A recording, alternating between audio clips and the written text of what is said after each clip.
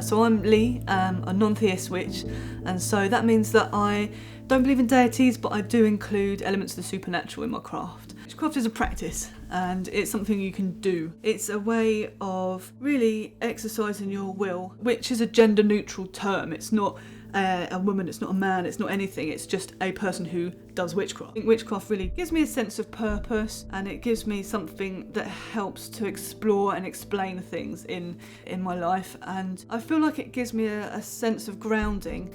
I'll wear certain things on my hands, everything has a meaning, familial rings, hedge witchery, blocking out any negativity. So with any kind of ritual, it's really made up of two things, which is deliberate action and visualization. And the main thing you want to do is set up everything in place. You want a nice clear space. So once you've grounded yourself in, what I do is I use hand movements to really create a sense of a protected space. With the candles that we have, we want to mark in any kind of correspondences. So the sigils are going to be placed onto the bay leaves, but we're going to pick one of those that really is the overarching theme, which is prosperity.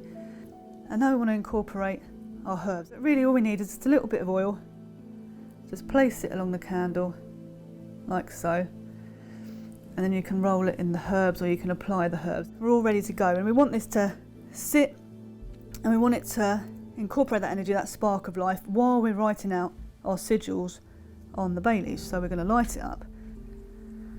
Now I'm going to start off with the power booster, and then we'll go on to growth, and then finally, now it's sitting there, the flames are looking really bright, and we're ready to go with writing our sigils. Bay leaves are often associated with wishes, so we're going to use the phrase prosperity comes easily, and we're going to do that 3 times. Prosperity comes easily. Prosperity comes easily.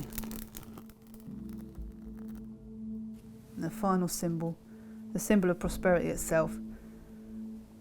Prosperity comes easily. Now what do we do with these? These are our little physical symbols of our spell. Once the candles are burnt down, these are what are left, these are what remain. And we're going to put these out into the world so that it really can be manifested. And in a way, you kind of put it out there and forget about it. You don't want to be obsessing over spell work.